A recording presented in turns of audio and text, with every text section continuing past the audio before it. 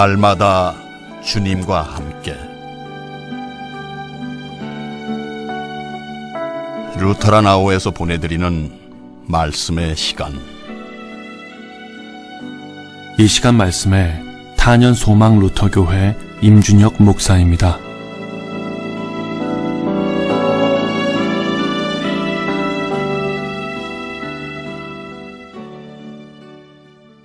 하나님 우리 아버지와 주 예수 그리스도로부터 오는 은혜와 평강이 사랑하는 청취자 여러분과 함께 하시기 바랍니다.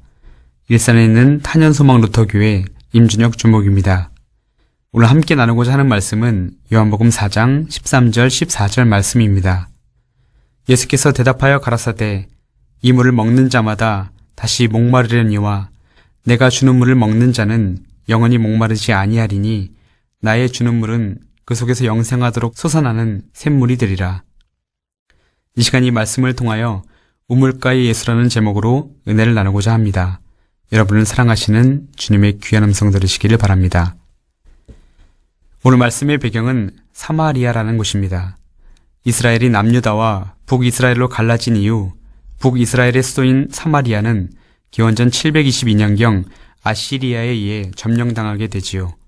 이때 몇몇 유대인들이 사마리아로 이주해온 다른 민족들과 혼인을 하게 되었는데 이로 인해 하나님의 선민이라 자부하던 유대인들은 사마리아 사람들을 이방인이라 부르고 원수처럼 대하게 되었던 것이지요. 그런데 어찌 보면 사마리아 사람들은 참으로 불쌍한 사람들입니다. 태어나면서부터 너는 부정하다, 너는 더럽다 이런 멸시를 받으며 자랐다고 생각해 보십시오. 사마리아인이라는 원치 않는 꼬리표로 인해 그들이 겪은 수모와 상처는 이루 말할 수 없었을 것입니다. 오늘 말씀에 나오는 사마리아 여인의 인생도 마찬가지였습니다. 이 여인이 말씀에 등장하는 장면에서부터 여인의 아픔을 엿볼 수 있습니다. 때는 보리 추수기인 5월 초로 덥고 건조한 날씨였습니다. 당시의 여인들은 뜨거운 햇살을 피해 이른 아침이나 해지기 직전에 물을 뜨러 나왔지만 지금 사마리아 여인은 햇살이 가장 뜨거운 낮 12시에 물을 뜨러 나왔습니다. 또한 여인들은 대개 우물에 갈 때 친한 사람들과 어울려 다녔지만 지금 이 여인은 혼자입니다. 두 가지를 짐작할 수 있지요. 사람들이 그 여인을 싫어했거나 이 여인이 사람들과 어울리기를 싫어했거나. 게다가 성경은 이 여인이 지금까지 총 5명의 남편을 두었었다고 말씀합니다. 자세한 내막은 나오지 않지만 남편이 5명이었다는 것만으로도 이 여인은 사람들과 어울릴 수 없었던 것 같아 보입니다. 손가락질 받고 상처로 가득한 불행한 여인, 육신의 목마름을 가진 여인이었습니다. 이 여인은 지금 힘겨운 발걸음으로 우물가를 향하고 있었습니다. 그런데 바로 그때 우물가에서 쉬고 있는 한 남자를 발견합니다. 이 여인은 섣불리 우물로 다가설 수 없었겠지요. 혹여나 눈이라도 마주칠까, 자신을 비난하지는 않을까, 고개 숙이며 조용히 걸어갔을 것입니다. 그런데 여인의 귀에 뜻하지 않는 남자의 따뜻한 목소리가 들려옵니다. 나에게 물을 좀 줄 수 있소. 여러분, 이것이 누구의 음성인지 아시겠지요? 우리 예수님이셨습니다. 바로 앞장인 요한복음 3장에서는 바리새인인 니고데모라는 사람이 나옵니다. 그는 밤에 몰래 사람들의 눈을 피해 예수님을 찾아왔습니다. 그런데 반대로 오늘 사마리아 여인에게는 예수님께서 먼저 찾아와 말을 건네셨습니다. 왜 그러셨을까요?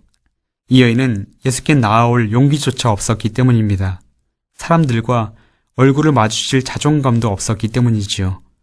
그렇기에 사람들을 사랑하셔서 스스로 이 땅에 내려오신 예수님께서 먼저 이 여인에게 다가가 친히 말을 걸어주셨던 것입니다. 그리고 이어서 예수님은 여인에게 아주 놀라운 말씀을 하십니다. 내가 만일 내가 누군지 알았다면 너는 하나님의 선물을 받을 수 있고 영원히 목마르지 않는 영원한 생수를 너에게 주었을 것이다. 여러분, 목마름이 없는 사람이었다면 지금 이 음성을 듣고 그런 물이 세상에 어디 있냐며 무시했겠지만 이 여인은 누구보다 목마른 여인이었습니다. 그렇기에 그녀는 온전히 예수님의 음성에 집중하게 되지요. 그러자 예수님께서 다시 말씀하십니다. 이 우물물을 마시는 사람은 다시 목마르겠지만 내가 주는 물을 마시는 사람은 영원히 목마르지 않을 것이다. 내가 주는 물은 그 사람 속에서 샘물처럼 솟아올라 영원히 살게 할 것이다.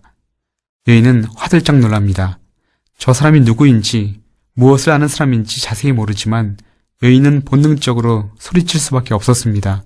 선생님, 나에게 그런 물을 주어서 매일 정오에 물 길러 오지 않게 해주십시오.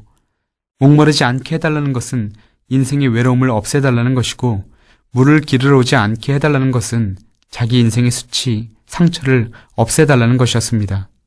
즉, 이제는 좀 사람답게 살고 싶습니다 라는 간절한 외침이었던 것이지요. 그런데 생각해 보십시오.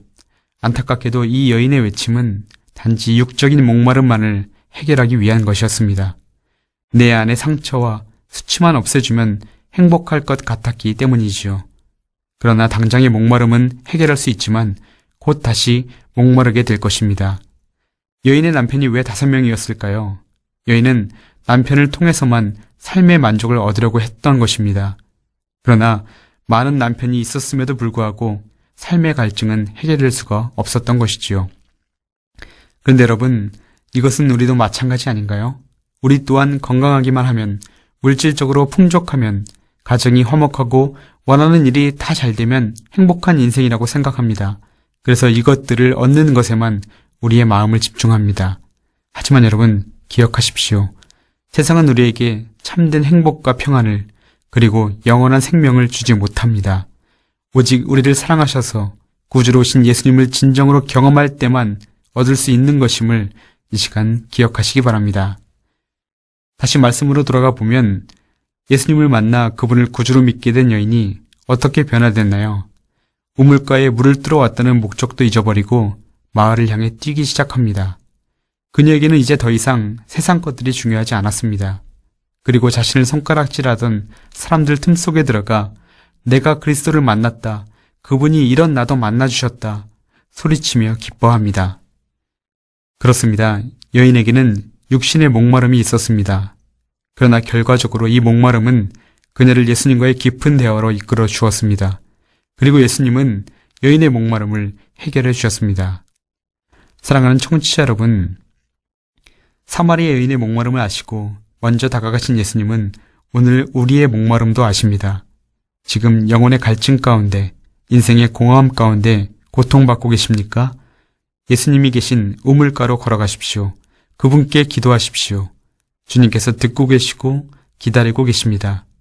그리고 사랑이 가득한 음성으로 우리에게 이렇게 말씀하십니다.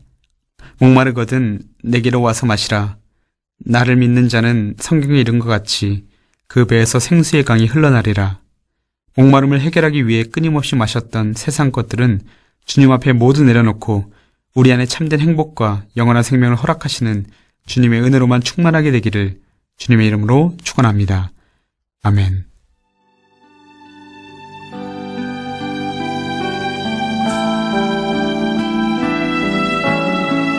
날마다 주님과 함께 루터라나오에서 보내드렸습니다. 지금까지 말씀을 탄현 소망 루터교회 임준혁 목사였습니다. 예수 그리스도를 영접하기 원하십니까? 가까운 교회로 나가시길 바랍니다. 교회는 여러분의 안식처요, 쉼터가 될 것입니다.